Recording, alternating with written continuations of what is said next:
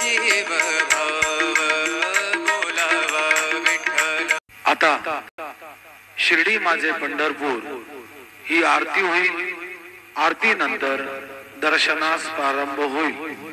अब शिर्डी माझे पंढरपुर यह आरती होगी।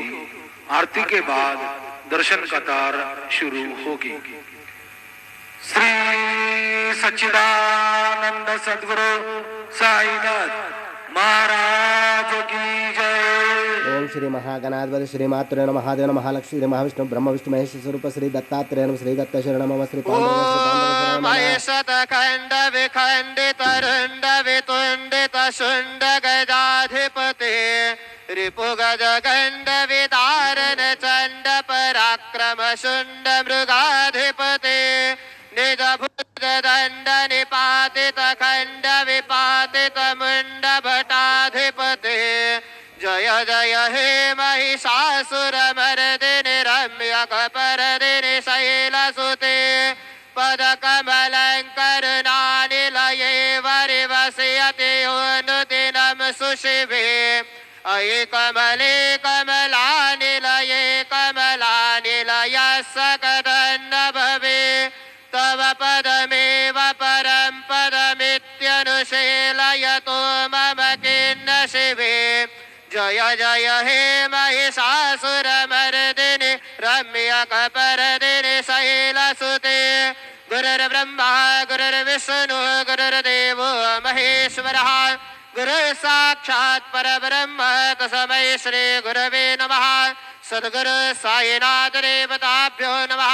प्रातः पूजनार्थे गन्धाक्षतपुष्पैः सम्पूज्य अतधूपः वनस्पतिर्सोद्भूतो गन्धाढ्यो गन्धोत्तमः आग्रेय सर्वदेवानां धूपोऽयं प्रतिगृह्यताम् धूपमाघ्रापयामि साज्यं च वर्तसंयुक्तमन्निना योजितं मया दीपं गृहाण देवेश त्रैलोक्यतिमिरापः दीपं दर्शयामि दीपानान्तरेण उपहारनैवेद्यं निवेदयामि चतुष्कोणमण्डलं कृत्वा तदुपरि नैवेद्यपात्रं निधाय गायत्रीमन्त्रेण पात्रान् सम्प्रोक्ष्य धेनुमदराम् अमृते कृतय ग्रासमदरां प्रादर्शयेत् सत्यन्तवरदेन परिगच्छामि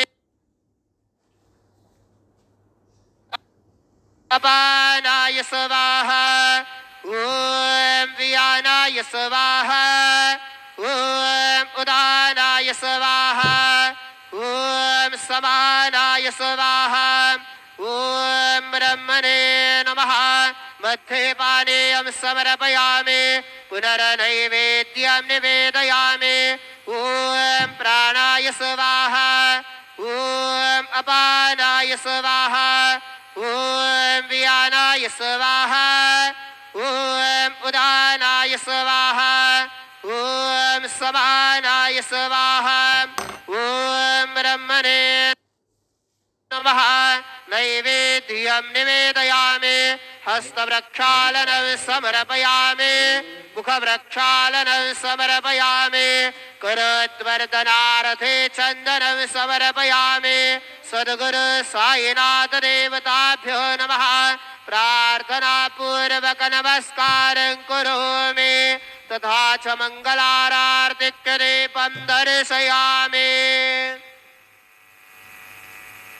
शिर्डी माझे पंढरपूर साई बाबा र मावर बाबा र मावर साई बाबा र मावर शुद्ध भक्ती चंद्र भागा भाव पुंडलिक जागा पुंडलिक जागा भाव पुंडलिक जागा याहू याहू अवघे जन करो बाबा से वंदन साई से वंदन करो बाबा से वंदन गणु म्हणे बाबा साई धाव पाव माझे आये पाव माझे आये धाव पाव माझे आये श्री सच्चिदानंद सद्गुरु साईनाथ महाराज की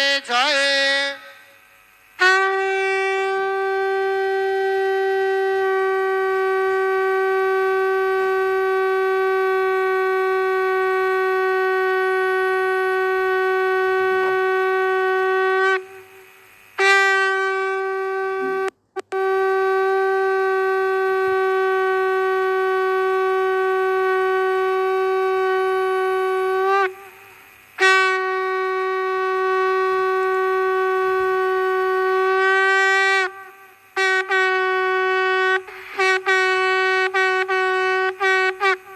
श्री महागणाधिपते नमः श्रीमात्रे नमः देवाय नमः लक्ष्मी श्री महाविष्णु ब्रह्म विष्णु महेश स्वरूप श्री दत्तात्रेय नमः श्री दत्त शरण मम श्री पांडुरंगाय नमः श्री पांडुरंग शरण ओम नमो नारायणाय नमो भगवते वासुदेवाय नमो गोविंदाय नमो अनंत पद्माच्युत पद्मनाभ दामोदर यादवाय नमः श्री क्रोधी नाम संवत्सरे दक्षिणायने वर्ष ऋतुवौ श्रावण मासे शुक्लपक्षे शुभवासरे शुभवासरे मंगलवारे कार्तिकेवार हनुमानवार रेणुकामातवार शुभवार शुभ नक्षत्र शुभतिथौ प्रातःकालः सद्गुरु साईनाथ नमः श्री गुरुर्ब्रह्मा गुरुर्विष्णुः गुरुर्देवो महेश्वरः गुरुर्साक्षात् परब्रह्म तस्मै श्री साईनाथ गुरवे नमः।